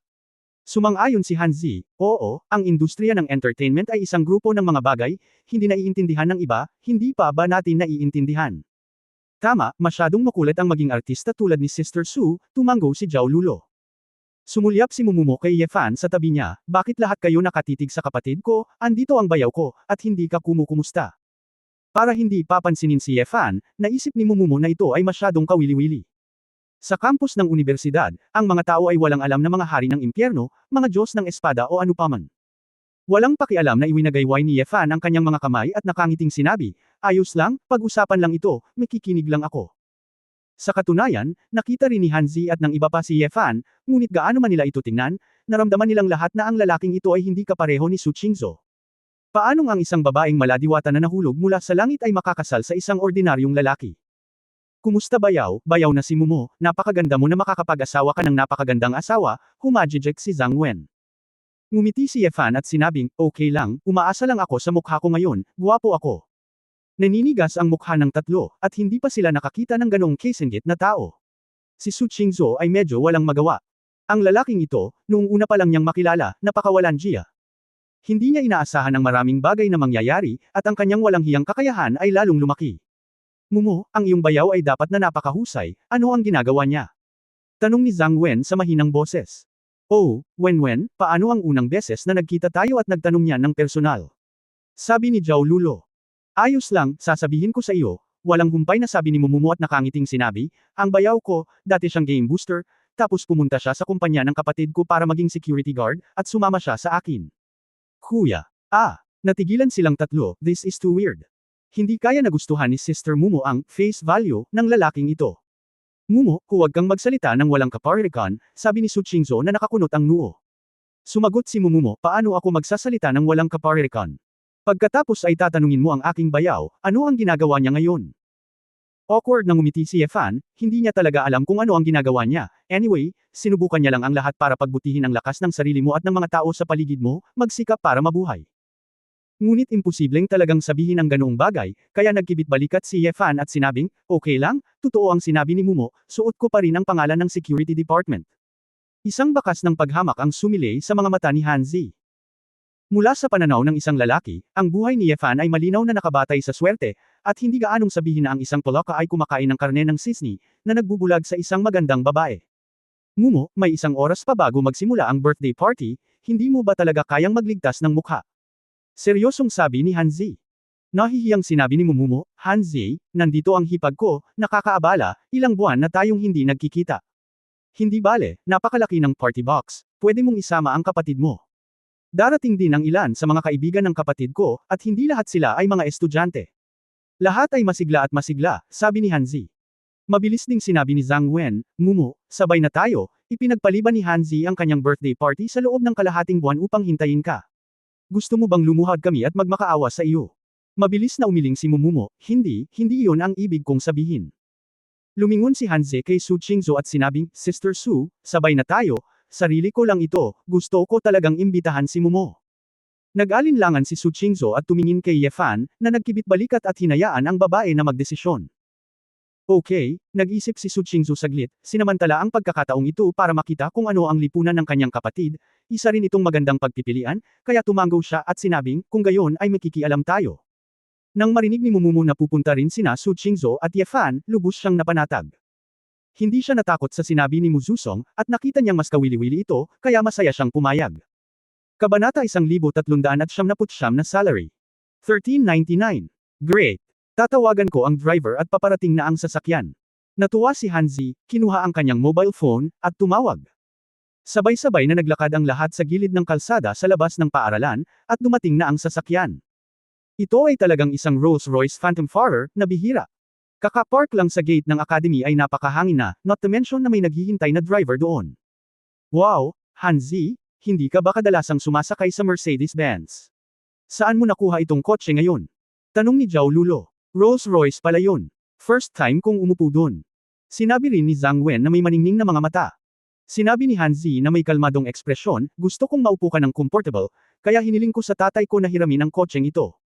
Buti na lang, ako ang nagmaneho nitong kotse. Napakaraming upuan, kung hindi, hindi ako makakaupo ngayon. Habang sinasabi niya iyon, tumingin pa siya kay Momomo, ngunit nalaman niyang hindi man lang pinansin ni Momomo ang sasakyan na ito, at nakikipag-chat at tumatawa kasama si Su Qingzhou. Ang mas ikinadepress ni Hanzi ay hindi rin nag-react sina Su Qingzhou at Yefan sa kanyang luxury car. Medyo hindi nasisiyahan si Hanzi, ngunit nahulaan niya na may mga taong talagang hindi nakakaintindi ng mga sasakyan, kaya tamad silang mag-alaga. Bro-in-law Momo, umupo ka sa upuan sa harap, mas malaki ang upuan, sabi ni Hanzi. Si Yefan ay napaka-casual, ngumiti at tumango, okay, walang problema. Pagkatapos, umupo si Hanzi at ang apat na babae sa likod na upuan. Nang yumandar ang sasakyan, naglabas si Hanzi ng isang bote ng red wine mula sa refrigerator ng kotse at nakangiting sinabing, salamat sa pagpunta sa birthday party ko. Inom tayo sa daan. May traffic jam ngayon, kaya dapat magkaroon tayo ng oras. Pagkasabi noon, nagbuhos si Hanzi ng ilang baso ng red wine para sa lahat, at bigla na lang, napuno ng halimuyak ng bukas na red wine ang sasakyan. Hanzi, anong klaseng alak ito? Ang mahal, curious na tanong ni Zhang Wen. Sa pangkalahatan, ito ay mula sa Prang Manor sa Germany. Mayroong higit sa 30,000 bote sa merkado. Masarap ang lasa, higit sa lahat gusto ito ng aking ama, walang pakialam na sabi ni Hanzi. 30,000. Napabulala si Zhao Lulo, napakamahal, di ba? Sulit ba ang ilang daan kung humigop ako? May halong ginto ba ang alak na ito? Kumaway siya ng kamay, lahat naman mga kaklase, ililibre kita, inumin mo lang. Mumo, subukan mo rin. Tumingin si Momomo kay Su Qingzhou, humigop pagkatapos makakuha ng pahintulot, at sinabing, ayos lang. Agad na nagtanong si Hanzi, kung gayon, bibigyan kita ng isang bote mamaya, at marami pa rito. Master Han, masyado kang mapagbigay. Maaari kang mamigay ng higit sa 30,000 alak kung gusto mong ipamigay ito, naiinggit na sabi ni Zhang Wen. Umiling si Momomo, hindi ako mahilig uminom, at hindi ako pinapayagan ng tatay ko na uminom ng madalas. Nang hihinayang sinabi ni Hanzi, I see. Kung gayon bakit hindi mo ito bawiin at ibigay sa iyong ama? Hindi ko talaga kailangan, Hanzi, itago mo. Paulit-ulit na tumanggi si Momomo, iniisip na isa lamang itong bote ng alak. Magiging mahirap na bawiin ito. Momo, hindi mo kailangang mag-ipon ng pera para kay Hanzi. Ang kanyang ama ay kumikita ng daan-daang milyong dolyar bawat taon, kaya sino ang nagmamalasakit sa ilang bote ng alak? Humajijek si Zhang Wen. Maaliwalas ang mukha ni Hanzi, ngunit mapagpakumbaba pa rin siyang umiling at sinabing, iyan ang tatay ko, wala itong kinalaman sa akin, kailangan ko pa ring umasa sa sarili ko. Sa oras na ito, nagtanong si Su Qingzhou, ano ang ginagawa ng ama ni Hanzi? Sister Su, hindi mo ba alam? Ang pamilya ni Hanzi ay Hanguang Industry, isang nakalistang kumpanya na gumagawa ng mga compression pump. May mga sangay sa Europe at United States, para kumita sila. Ngayon, si Hanzi ay isang wastong mayaman na pangalawang henerasyon, talentado at mayaman. Hinahabol niya si Mumu sa pagpasok niya sa paaralan, ngunit hindi pumayag si Mumu. Lahat kami ay sabik na makita ito. Sister Su, pakiusap hikayatin si Mumu, hayaan siyang makakuha ng handashao, at siya ay magiging isang batang lola ng Hanguang Industry sa hinaharap, upang yumaman tayo, at walang ganoong tindahan sa nayong ito. Nagmamadaling sabi ni Zhang Wen. Hindi maitago ni Hanzi ang isang pahiwatig ng pagmamataas, ngunit sinabi niya, Zhang Wen, huwag mong sabihin iyan, hindi si Mumu ang uri ng babaeng sumasamba sa pera. Ako man ang pipiliin niya ay walang kinalaman sa aking pamilya. Saglit na nag-isip si Su Qingzhou, oh, ito pala ay Hanguang Industry. Nagulat si Momomo, ate, alam mo rin ba ang tungkol sa kumpanya ni Hanzi? Well, narinig ko ang tungkol sa. Mahinang sabi ni Su Light Snow. Naalala niya na ito ay isang kumpanya mula sa Hilaga, at ito ay kilala, ngunit dahil iba ang industriya, hindi ito pinansin ni Su Qingzhou. Anyway, wala siyang pakialam na kumita ng 100 milyon sa isang taon o isang bagay. Si Hanzi, sa kabilang banda, ay mukhang proud at sinabing casual, siguro ang branch namin sa South, nakita na ni Sister Su, o baka nakita sa isang advertisement. Sa katunayan, ito ay isang compression pump, at lahat ng perang kinikita nito ay mahirap na trabaho. Ang aking ama ay nagrereklamo pa rin tungkol sa akin para sa hindi nag-aaral ng major na iyon ng mabuti, gumagawa ng ilang art, at hinahayaan akong umuwi para pumalit. Pero sa palagay ko, ginagawa ko pa rin ang gusto ko at patunayan sa kanya na kaya kong kumita ng kayamanan sa sarili ko. Naisip ko na pagkatapos ng mga salitang ito, ang batang babae ay tumingin sa kanya ng may paghanga, ngunit sa hindi inaasahan, ang kapaligiran sa kotse ay medyo tahimik. Hindi sumagot sina Su Qingzhou at Momomo, at tila walang pakialam. Sa kabutihang palad, ngumiti si Zhang Wen at sinabing, Hanzi, ang isang mayamang pangalawang henerasyong tulad mo ay napaka-ambisyo pa rin, paano mabubuhay ang mga ordinaryong tao na tulad natin?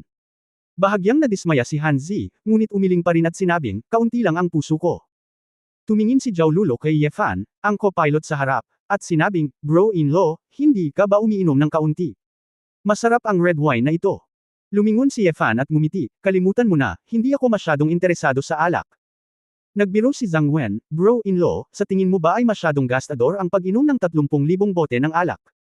Magkano ang sweldo ng security guard sa Huahai? Inisip ito ni Ye Fan at sinabing, parang 5 o 6 na libo, hindi binibilang ang katapusan ng taon. Kung ang premyo ay iginawad. Hindi ba kalahating taon na ang pagbili ng isang bote ng alak? No wonder hindi na interesado ang bayaw ko, Hajijek. Hindi napigil ang magbiro ni Zhao Lulo. May bakas ng pang-aalipusta sa mga mata ni Hanzi, ngunit nagbuhos pa rin siya ng isang baso at iniabot ito kay Ye Fan, bro-in-law, ayos lang, gagamutin kita ngayon, tinutokso kanila, maaari mo itong inumin ng may kumpiyansa. Oo, hindi ko hihilingin sa iyo na bilangin ang pera. Tumawa si Zhang Wen. Hindi rin pinansin ni Ye Fan. Tinatamad siyang magseryoso sa mga batang ito. Noong siya ay pansamantalang manggagawa na naglalakad sa mga lansangan, hindi niya ito sineryoso. Kinuha ang baso ng alak, magalang nang umiti si Ye Fan at sinabing, salamat kung gayon. Medyo nalungkot si Mumumo, bagamat alam niyang hindi magagalit si Ye Fan, at alam din niya na sadyang ayaw ni Ye Fan na maging masyadong publiko, ngunit hindi siya komportable at sinabing, Zhang Wen, Lulo, huwag mong pag-usapan ang tungkol sa aking bayaw ng ganito, di ba? Kaunting alak, para saan? Hihi, sige, nagbibiro lang kami, Mumo, huwag kang magalit, sa tingin namin ay nakakamangha na ang iyong bayaw ay maaaring pakasalan ng iyong kapatid na babae, nagmamadaling sabi ni Zhang Wen. Si Su Qingzhou ay medyo walang magawa. Malinaw na tinutokso ng kanyang asawa ang mga kabataang ito. Kung tutusin, parang kinukutya siya, pero siya ang may pinakamasaya sa puso niya. Habang nasa daan, mahusay na nagsalita si Hanzi, pinag-uusapan ang ilang bagay sa kabisera ng matataas na lipunan, at ang tali ng mayayaman at sikat, na ikinagulat ni Zhang Wen at Zhao Lulo. Tahimik na huminto si Su Qingzhou na may walang ekspresyon na mukha, habang si Mumumo ay medyo hindi nakaimik, iniisip na ang taong ito ay nakakapagsalita ng sobra. Si Ye Fan ay nakaupo sa harap, nanginginig ang baso ng alak, nakangiti, at nakakatuwang lumabas paminsan-minsan upang maranasan ang ibang buhay. Nang ganap na sumapit ang gabi, ang kotse ay nagmaneho patungo sa isang maliwanag na gusali, at sa wakas ay dumating ang Blue Diamond KTV. Dalawang waiter na nakasuot ang nagmamadaling lumabas, binuksan ang pinto, at magalang na bumati. Nandito na si Young Master Han, mangyaring pumasok kaagad, sabi ng waiter na may nakakabigay puri ng ngiti. Bumaba si Hanzi ng kotse, ginupit ang kanyang buhok at ang kwelyo ng kanyang suit, at hiniling si Mumu na lumabas na may kasamang isang ginoo sa likod niya. Nagkunwari si Mumumu na hindi ito nakita at tumalon ng mag-isa palabas ng sasakyan. Binawi ni Hanzi ang kanyang kamay sa kahihiyan, at pagkababa ng lahat sa sasakyan, pinona niya ang daan patungo sa marangyang pinto. Pagkapasok niya sa bulwagan, isang babaeng nakasikon na mahabang damit, na may kaakit-akit na hitsura at nagninangas na mapupulang labi, ang lumapit, "Oh, Mr. Han, andito na. Birthday party ngayon, kailangan mong magsaya." Pasimpleng niyakap ni Hanzi ang babae. Niyakap niya, "Sisterly, nandito ba ang pinsan ko at ang iba pa? Dumating ng maaga. Ngayon, Young Master Han, marami kang mukha. Maging si Brother Wolf ay pumunta para ipagdiwang ang iyong kaarawan kasama si Young Master Han." Tumayo si Ate Lee. Thumbs up, nakangiting sabi. Sa sandaling marinig niya ang salitang, Brother Wolf, ang mukha ni Hanzi ay natigilan. Si Zhang Wen at Zhao Lulo sa likod niya ay napatikip ng kanilang mga bibig sa gulat, na parang kinakabahan sila. Kabanata 1400 nag-iisa sa hangin. 1400. Tumingin si Mumumo sa kanila at medyo naguguluhan, sino si Brother Wolf? Bakit ganyan kayong lahat? Napatingin si Sister Lee kay Mumumo nang may pagkinang sa kanyang mga mata, ngunit nang makita niya ang lalaking nasa likod ni Su Qingzhou ay nawala sa kanyang isip sandali. Mumo, hindi ka taga-kabisera, hindi mo ba alam ang pangalan ni Brother Wolf? Hininaan ni Zhang Wen ang kanyang boses at tuwang-tuwang sinabi, si Brother lang ang presidente ng Beijing Serious Club, at ang Serious Club ay nasa hilaga ng kabisera. Underground bully. Ako. Nabalitaan na si Kuya Lang ay may napakalakas na background. Dumating siya sa kabisera sa edad na 15 o 16, at naging isa sa pinakamagagandang tao sa kabisera sa loob ng higit sa 10 taon. Hindi lamang siya ay may kakayahan sa kanyang sarili, ngunit mayroon ding suporta ng mga maharlika. Street, nagbibigay daw sila ng dividend sa Serious Club. Nakaramdam din ng pagmamalaki si Hanzi sa sandaling ito, at ngumiti, sa totoo lang, si Brother Wolf ay mabuting kapatid ng aking pinsan, na kilala sa arena bilang isang lobo sa malungkot na hangin. Napakayabang, ngunit napakatapat sa kanyang kapatid.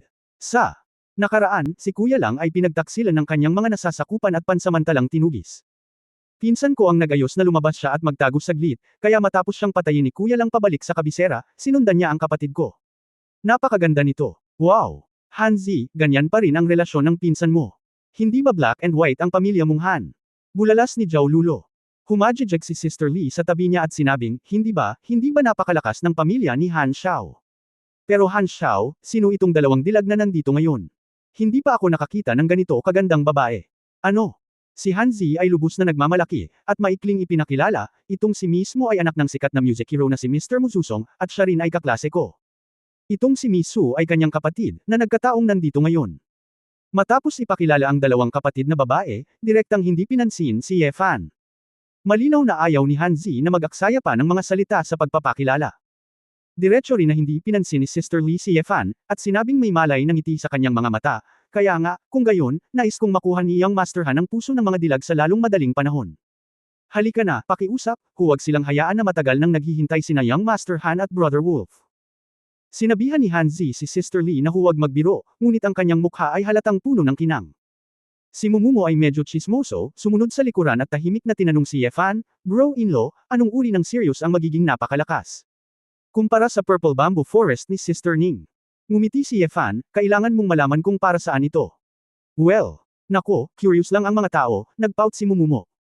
Napabuntong hininga si Ye Fan, nag-isip tungkol dito, at nagsabi, sa palagay ko ito ay nasa gilid ng kabisera. Ang kabisera ay medyo espesyal. Para sa kaligtasan, ang 5 underground na pamilya ay hindi tumuntong dito, kaya ang mga gang dito ay halo-halong. Maaari itong maging isang gang na nangingibabaw sa hilaga ng lungsod. Okay. Ngunit pagkatapos ng lahat, si Zizulin ay sumanib sa Ning Family Sword at Sword Alliance, at ang ilan sa mga puwersa sa Shangguan Family Feiyun Pavilion ay dapat na ang pinakamalaking underground force sa Xia Kingdom ngayon, at ang sukat ay hindi maihahambing sa isang gang ng lungsod. So, si Sister Ning ang presidente ng pinakamalaking gang sa bansang Xia. Mukhang kamangha-mangha. Nagliwanag ang mga mata ni Mumumo. Tumango si Ye Fan, dapat ngayon na. Sumimangot si Su Qingzhou, at sinabi kay Ye Fan na hindi nasisiyahan, bakit ka nakikipag-usap kay Mumo, ano ang sasabihin ng underground gang? Napangiti si Ye Fan na nahihiya at sinabing, hehe. Oo, kumpara sa Xuanming clan ng asawa mo, medyo problema lang si Ninger, hindi dapat banggitin. Sabi ni Su Qingzhou sa maasim na boses, hindi ako ganoon kagaling. Alam ng lahat sa clan na isa lang akong florera ng lalaki. Si Ye Fan ay hindi nakaimik, maaari siyang magselos, kaya nagkibit balikat siya kay Mumumo, alam na hindi niya ito babanggitan. Mumo, ano ang sinasabi mo? Hindi natin naririnig ang kaluskos, nalilitong tanong ni Zhao Lulo sa harap. Ngumiti si Mumumo at umiling, wala lang, pag-usapan natin ang mga usapin ng pamilya. Itong si mismo ay taga-Huhay, tama. Malaki rin ang lungsod ng Huahay, ngunit hindi ito may kukumpara sa kabisera. May mga mayayaman at makapangyarihang tao kahit saan, pati na rin ang mga anak at kapatid ng mayayaman at sikat na pamilya. Ang isang magandang babae tulad ni mismo ay dapat na isang phoenix sa sangay. Masyado siyang mali sa Huahay, kaya't mananatili siya sa kabisera kasama si Young Master Han sa hinaharap. Humajijek, napalingon si Sister Lee at nakangiting sinabi. Hindi sumang-ayon si Mumumo at sinabing, Huahay ay kamangha-mangha. Ang ilang mga tao ay mayroon nito, ngunit hindi mo alam ito. Talaga? Sino ito, kilala mo ba si Mumo? Nagmamadaling tanong ni Zhang Wen. Tumingin si Mumumo kay Ye Fan at ngumiti ng mapaglaro, alam ko, tulad ng aking bayaw. Makalipas ang 2 o 3 segundo, hindi na napigilan ng lahat ang tumawa. Akala nila ito ay masyadong nakakatawa, at naisip lamang na si Mumo ay naglalaro ng isang biro sa kanyang bayaw. Nagulat si Sister Lee, ano? Ang ginoong ito ay asawa ni mismo. Kaya, si Miss Su ay may asawa na. Oo, hindi mo ba nakikita? Napangiti si Mumumo, ang aking kapatid na babae ay napakabata, tama ba? Laking gulat ni Ate Lee. Kahit anong tingin mo dito, iniisip niya na hindi karapat-dapat si Ye Fan kay Su Qingzhou. Napakagaling ng bayaw mo. Napaka-inspirational para sa isang security guard na pakasalan ng isang super ganda tulad ng ate mo. Tinakpan ni Zhao Lulo ang kanyang bibig at ngumiti. Malapit nang mahulog ang baba ni Sister Lee sa lupa. Naghinala siya na mali ang narinig niya. Ang lalaking ito ay isang security guard. Naniwala siya, pero paano nga ba siya? Asawa ni Su Qingzhou. Ito na kaya ang totoong pag-ibig sa alamat. Lahat, gustong-gusto talaga ng babaeng ito na pagtawanan ang sarili, pero hindi kaya sila ni Su Qingzhou na talagang magkatugma. Logically speaking, medyo gwapo rin siya. Hinawakan ni Ye Fan ang kanyang baba, marahil ay nilinang niya ang antas na ito. Ay matagal nang bumalik sa mga pangunahing kaalaman, ang antas ng mga introvert na espiritu, at ito ay tila partikular na tinatakpan ng karamihan ng tao. Well, ito ay dapat na gayon, ito ay walang kinalaman sa aking hitsura. Bago ako. Alam ko, naglakad ako sa napakagandang koridor at lumapit sa isang kahon. Sa pintuan, may dalawang matipunong lalaki na nakasuot na nakatayo sa pintuan. Sinulyapan sila ni Yefan at nalaman nilang lahat sila ay mga trainee. Dapat sila ay mula sa mga retiradong espesyal na puwersa. May dugo sila sa kanilang mga kamay. Dalawang bodyguard lang, sina Hanzi at Zhang, ang nakita. Wen at Zhao Lulo ay medyo masikip na. Matapos pumunta si Sister Lee upang buksan ang pinto, ngumiti siya at sinabing, paumanhin, kapatid na Wolf, Young Master Hanyong, mga ginoo, batang may kaarawan na bituin na si Young Master Hanzi at ang kanyang mga kaibigan ay narito. Pagkatapos, pinangunahan ni Hanzi ang lahat sa kahon. Bitik. Sampal. Binuksan ang dalawang paputok, at sumabog ang tagay sa kahon. Isang lalaking may tabako, may kantab na buhok, at isang malaking gintong kwintas, na mukhang nasa edad na 30 anyos, ay tumawa at sinabing, Xiaozi. Halika at halika. Hayaan mong hintayin ka ni Kuya, at hintayin ka ni Kuya Lobo. Sapat na ang mukha mo. Sa malaking kahon, 7 o 8 lalaki at babae ang nagtawanan, ang iba sa kanila ay parang mga tao sa lipunan, at ang iba ay parang mga estudyante. Ang pinakakapansin-pansin ay ang katabi ni Hanyong, isang lalaking nakasuot ng Versace flower shirt, Hermes belt, at peklat sa gilid ng kanyang mata. Siya ay mukhang medyo dekadente at hindi napigilan.